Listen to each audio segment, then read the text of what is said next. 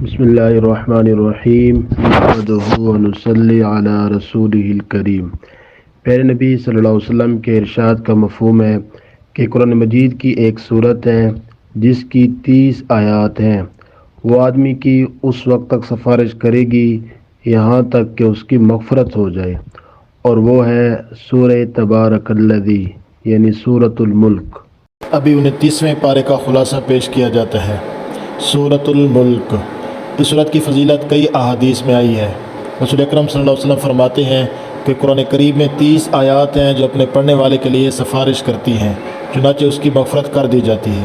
اس سورت کو مانعہ اور منجیہ بھی کہا گیا ہے، یعنی عذاب قبر سے بچانے والی۔ اس لیے اکثر مشائخ کا معمول رہا ہے کہ وہ اسے نماز عشاء کے بعد بڑے اہتمام سے پڑھتے ہیں۔ سورہ ملک میں بنیادی طور پر 3 مضامین بیان ہوئے ہیں۔ نمبر 1، ارض و سما پر حقیقی بادشاہ صرف اللہ کی ہے، اسی کے ہاتھ میں موت و حیات، عزت و ذلت، فقر و غنا اور منع و عطا کا نظام ہے۔ وہ علیم و خبیر ہے، ذرے ذرے کا اسے علم ہے، زمین میں چلنے پھرنے کے لیے اسی نے راستے بنائے ہیں، فضاؤں میں اڑتے ہوئے پرندوں کو وہیں روکے ہوئے ہے۔ اس سورت کی مختلف آیات میں یہی مضمون بیان ہوا ہے۔ نمبر 2، رب العالمین کے وجود اور وحدانیت پر تکوینی دلائل ہیں۔ آسمان کی چھت، اس میں ستاروں کی قندیلیں، زمین کا فرش اور پانی کے بہتے ہوئے چشمے ایک حکیم و خبیر ذات کے وجود کی خبر دے رہے ہیں۔ نمبر 3، قیامت کو جھٹلانے والوں کا انجام، یعنی وہ دوزخ جو جوش مار رہی ہوگی، یوں لگے گا کہ غصے کے مارے پھٹ ہی جائے گی۔ جب اس عذاب کو قریب سے دیکھیں گے تو ان کے چہرے بگڑ جائیں گے اور ان سے کہہ دیا جائے گا کہ یہی ہے وہ عذاب جس کو تم طلب کیا کرتے تھے۔ سورۃ القلم، چونکہ اس کی ابتدا میں اللہ نے قلم کی قسم کھائی ہے، اس لیے اسے سورہ قلم کہا جاتا ہے۔ حضرت ابن عباس رضی اللہ تعالیٰ عنہ سے روایت ہے کہ سب سے پہلی چیز جو اللہ نے پیدا فرمائی وہ قلم تھا۔ اسے پیدا کرنے کے بعد فرمایا لکھو۔ اس نے پوچھا کیا لکھوں؟ فرمایا تقدیر لکھو۔ چنانچہ اس دن سے قیامت تک جو کچھ ہونے والا تھا وہ قلم نے لکھ دیا۔ پھر اللہ تعالیٰ نے نون یعنی دوات کو پیدا فرمایا۔ یہ قلم ہی ہے جس نے اسلاف کے علوم ہماری طرف منتقل کیے ہیں اور پوری دنیا میں معلومات کی اشاعت کا ذریعہ بنتا ہے۔ مسلمانوں کو قلم کی اہمیت کی طرف متوجہ کیا۔ دیکھا جائے تو کمپیوٹر اور انٹرنیٹ وغیرہ بھی قلم ہی کی ترقی یافتہ صورتیں ہیں۔ سورہ قلم میں 3 مضامین کو بنیادی حیثیت حاصل ہے۔ ما انت بنعمت ربک بمجنون، مشرکین مکہ نبی پاک صلی اللہ علیہ وسلم کو مجنون کہا کرتے تھے۔ اللہ تعالیٰ قلم کی قسم کھا کر فرما رہے ہیں کہ اے میرے پیغمبر آپ مجنون نہیں ہیں۔ پھر آگے آپ صلی اللہ علیہ وسلم کی صفت بیان فرمائی کہ آپ اخلاق کے اعلیٰ مرتبہ پر فائز ہیں۔ ولا تطیع کل حلاف مہین، یہ عام کفار کے بارے میں بھی ہے اور بطور خاص ولید بن مغیرہ کے بارے میں بھی ہے۔ یہاں اس کی 9 اخلاق کی برائیاں بیان کی گئی ہیں، مثلا بہت قسمیں کھانے والا، بے وقت شخص ہے، تانے دیتا ہے، چغلیاں کھاتا ہے۔ اے میرے پیغمبر اس کی اور اس جیسے دوسرے کفار کی خواہش ہے کہ آپ دین کے معاملے میں ڈھیلے پڑ جائیں، لیکن آپ ان کی باتوں میں نہ آئیں۔ پھر باغ والوں کا قصہ ہے، انا بلوناہم کما بلونا اصحاب الجنہ، کفار کہتے تھے کہ اللہ تعالیٰ ہم سے راضی ہے، اس کی دلیل یہ ہے کہ اللہ تعالیٰ نے ہمیں وافر مقدار میں مال عطا فرمایا ہے۔ یہاں باغ والوں کا واقعہ بیان کر کے کفار کو تنبیہ کی گئی ہے کہ کسی کو مال و دولت کا ملنا اس کی عند اللہ محبوبیت کی دلیل نہیں، بلکہ بعض دفعہ مال کا ملنا آزمائش کے لیے ہوتا ہے۔ جب باغ والے ناشکری پر اترے تھے تو اللہ تعالیٰ نے ان کے باغ کو نیست و نابود فرما دیا تھا۔ وَإِن يَكَادُ الَّذِينَ كَفَرُوا لَيُزْلِقُونَكَ بِأَبْصَارِهِمْ، اللہ تعالیٰ فرماتے ہیں کہ ان کافروں کو جب نصیحت کی جا رہی ہوتی ہے تو یہ نبی کریم صلی اللہ علیہ وسلم کو ایسے گھور کر دیکھتے ہیں جیسے اپنی آنکھوں سے پھسلا دیں گے، رائے حق سے ہٹا دیں گے۔ اس کا ایک مطلب یہ ہے کہ مکہ میں ایک شخص تھا، اس کی نظر بد لگتی تھی۔ اہل مکہ نے کہا کہ محمد صلی اللہ علیہ وسلم کو نظر لگاؤ، تو اللہ تعالیٰ نے اپنے محبوب کی اس سے حفاظت فرمائی۔ اگر کسی کو نظر بد لگ جائے تو یہ آیت پڑھ کر دم کر دیا جائے، انشاءاللہ نظر بد کا اثر ختم ہو جائے گا۔ سورۃ الحاقہ، حاقہ قیامت کو کہتے ہیں، چونکہ پہلے آیت میں قیامت کا بیان کیا ہے اس لیے اس کا نام بھی حاقہ رکھ دیا گیا ہے۔ الحاقہ ملحاقہ، سورت کے شروع میں قیامت کے قائم ہونے کو بیان کیا جا رہا ہے کہ وہ ہو کر رہے گی، اس لیے قیامت کے وقوع کو ماننا ضروری ہے۔ پھر آگے اللہ تعالیٰ نے سابقہ اقوام یعنی قوم سمود، عاد، قوم فرعون اور قوم نوح کی تباہی و بربادی کا ذکر کیا کہ انہوں نے اپنے انبیاء علیہ السلام کی تکذیب و نافرمانی کی تھی۔ فَأَمَّا مَنْ أُوتِيَ كِتَابَهُ بِيَمِينِهِ فَيَقُولُ هَاؤُمُ اقْرَءُوا كِتَابِيَهْ، یہاں اہل جنت اور اہل جہنم کو پیش آنے والے حالات کا تذکرہ ہو رہا ہے۔ اہل جنت کا نامہ اعمال دائیں ہاتھ میں ہوگا اور جنت کی بے شمار نعمتیں ملیں گی۔ اہل جہنم کو نامہ اعمال بائیں ہاتھ میں ملے گا اور ان کے لیے طرح طرح کے عذاب ہوں گے۔ اگلی آیات میں اللہ تعالیٰ نے اشقیاء بدبختوں کی بڑی علامتیں بیان کی ہیں۔ پہلی یہ کہ وہ اللہ پر ایمان نہیں رکھتے، دوسری یہ کہ وہ مسکین کو کھلانے کی ترغیب بھی نہیں دیتے۔ نیک بختوں اور اشقیاء کا انجام بتانے کے بعد اللہ رب العزت رسول اکرم صلی اللہ علیہ وسلم اور قرآن کی صداقت پر قسم کھاتے ہیں۔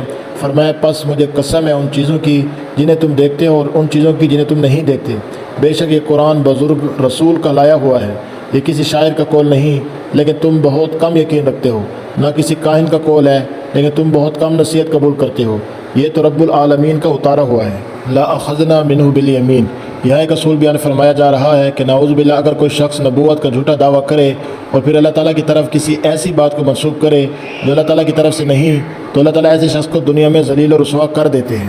اگر بفرض بحال نبی پاک صلی اللہ علیہ وسلم کا دعویٰ نبوت غلط ہوتا تو حضور پاک صلی اللہ علیہ وسلم کے ساتھ بھی یہی معاملہ کیا جاتا۔ اس سے معلوم ہوا کہ نبی پاک صلی اللہ علیہ وسلم اللہ کریم کی طرف سے برحق نبی ہے۔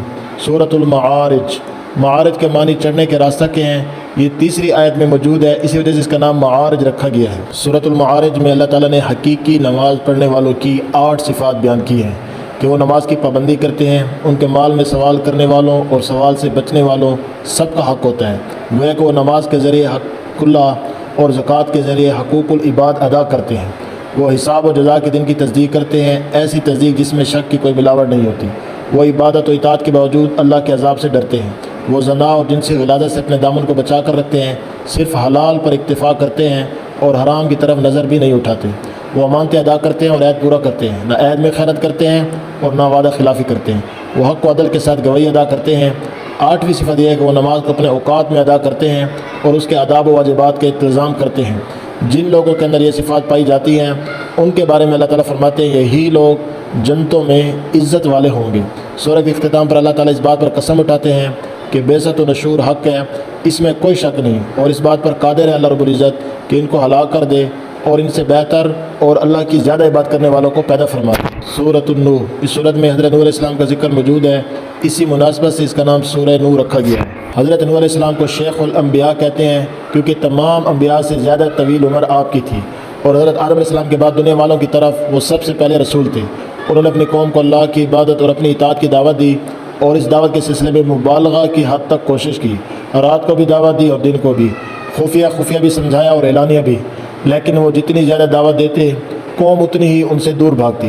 حضرت نوح علیہ السلام نے اپنی قوم کو استغفار کی تلقین کی اور فرمایا کہ اگر تم استغفار کرو گے اور گناہوں سے باز آ جاؤ گے تو اللہ تم پر موسلادھار بارش برسائے گا، تمہیں مال اور اولاد عطا کرے گا، تمہیں بغات دے گا اور تمہارے لیے نہریں جاری کر دے گا۔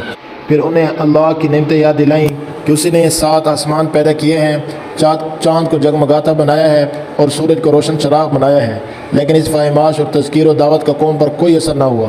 وہ اپنے بتوں ود، سوا، یغوث، یعوق اور نصر کو چھوڑنے کے لیے آمادہ نہ ہوئے، تو آپ نے ان کے لیے اللہ سے ہلاکت کی دعا کی، جس میں عرض کیا کہ اے میرے رب تو زمین پر کسی کافر کو بھی نہ چھوڑنا۔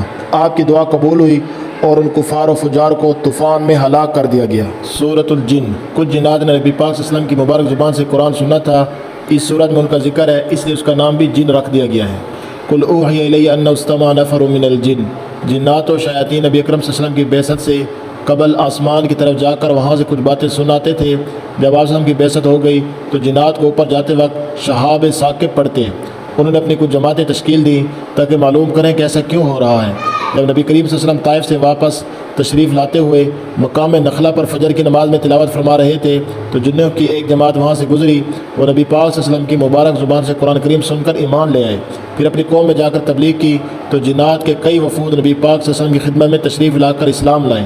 نبی پاک صلی اللہ علیہ وسلم صرف انسانوں کے نبی نہیں بلکہ جنات اور تمام مخلوق کے بھی نبی ہیں۔ عالم الغیب فلا یظہر علی غیبہ احدا، علم غیب اللہ تعالیٰ کی ایک خاص صفت ہے جس میں کوئی اور شریک نہیں۔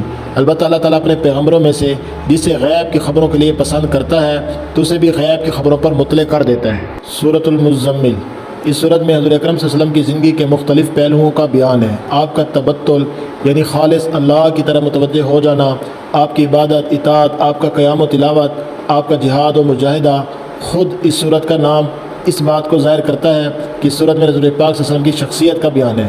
مزمل کا معنی ہے کپڑے میں لپٹنے والا۔ جب ان آیات کا نزول ہوا تو آپ چادر اوڑھ کر لیٹے ہوئے تھے۔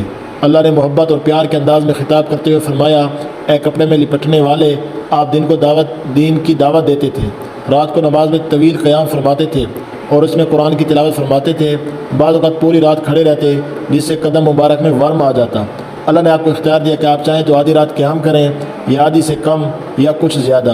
راتوں کا یہ قیام روحانی تربیت میں بڑا مؤثر ثابت ہوتے ہیں، اس لیے قیام لیل کا حکم دینے کے بعد فرمایا گیا یقیناً ہم تجھ پر عنقریب بہت بھاری بات نازل کریں گے۔